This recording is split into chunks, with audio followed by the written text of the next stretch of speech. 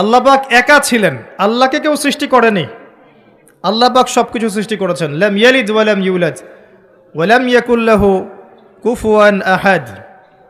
তিনবার পড়লে এই সূরা আপনি কোরআন খতমের নেকি পাচ্ছেন। বারবার আমি বলি একটা কথা, কোরআন তেলাওয়াত বাড়িয়ে দিন। দৈনিক অন্তত 5টা পৃষ্ঠা 10টা পৃষ্ঠা করে পড়ুন। কোরআনুল কারীমের তেলাওয়াত আপনার জীবনে বারাকা নিয়ে আসবে, আপনার হায়াতে রিজিকের সময় ইনশাল্লাহ বরকত নেমে আসবে। বিপদ আপদ বালা মুসিবতে আপনি কম পড়বেন, রোগ ব্যাধি কম হবে ইনশাআল্লাহ। এবং আল কোরআন আপনার পক্ষে সুপারিশ করবে কাল কিয়ামতের মাঠে ইনশাআল্লাহু আযজা ওয়া জাল। তো আল্লাহ রাব্বুল আলামিন এরপরে সৃষ্টি করেছেন আরশে আযীম, এবং আরশে আযীমটা ছিল পানির উপরে। কানা আরশুহু আলাল মা, আল্লাহ পাক বলেছেন। আরশ বহনকারী ফেরেশতাদের বর্ণনা আল্লাহ পাক কোরআনে সূরা হাক্কার মধ্যে দিয়েছেন।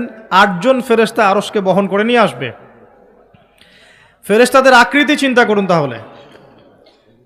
এখনকার সায়েন্স আপনাকে শিখাবে চোখে যা দেখা যায় তা বিশ্বাস করবেন, পরীক্ষা নিরীক্ষা করে যা সিদ্ধান্তে আসা যায় এটাকে বিশ্বাস করবেন, এর বাইরে জ্ঞানের কোনো অস্তিত্ব নাই।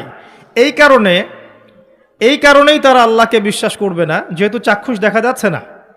এই কারণেই তারা ফেরেশতাদেরকেও বিশ্বাস করবে না, যেহেতু ফেরেশতাকে আপনি পরীক্ষা করে প্রমাণ করতে পারছেন না। এই কারণেই তারা জিন জাতিকে বিশ্বাস করবে না, কবরের আযাব পরকালকে বিশ্বাস করবে না, এবং রূহ বা আত্মাকেও বিশ্বাস করবে না। জ্ঞানের এই যে মানদণ্ড নির্ধারণ করা হয়েছে, এটা হচ্ছে একটা শিক্ষা সেক্টরের শিরক। এখনকার বিশ্বের প্রতিটা সেক্টরেই শিরক আছে। শিক্ষা, পরিবার, অর্থনীতি, রাজনীতি, জিওপলিটিক্স, প্রতিটা সেক্টরেই শিরক আছে। আপনাকে 2 চোখ দিয়ে দেখতে হবে। খিদির আলাইহিস সালামের মতো, শুধু মূসা আলাইহিস সালামের মতো বাহ্যিক চোখে নয়। কেন নৌকা ফুটা করলেন, কেন বাচ্চাকে হত্যা করলেন, কেন দেয়াল নির্মাণ করলেন, এভাবে নয়, বরং পিছনের কারণ আপনাকে খুঁজতে হবে। নৌকা ফুটা না করলে জলদস্যু নিয়ে যেত। বাচ্চাকে হত্যা না করলে এ বাচ্চা বড় হয়ে কাফের হতো, পিতামাতাকে কাফের বানাতো। দেয়াল নির্মাণ না করলে এর নিচে কি ছিল, কানস বা গুপ্তধন, এটা ওই এতিম বাচ্চারা পেত না। খিদির আলাইহিস সালামের কাছে আল্লাহর আধ্যাত্মিকত্ব ছিল, আল্লাহর নূর দিয়ে তিনি দেখেছেন। এভাবে দেখলে আপনি বুঝবেন সারা ওয়ার্ল্ডের প্রতিটা সেক্টরে এখন করাপশন, দুর্নীতি এবং শিরক আছে, প্রতিটা সেক্টর। এটা হচ্ছে শিক্ষা ক্ষেত্রে শিরক।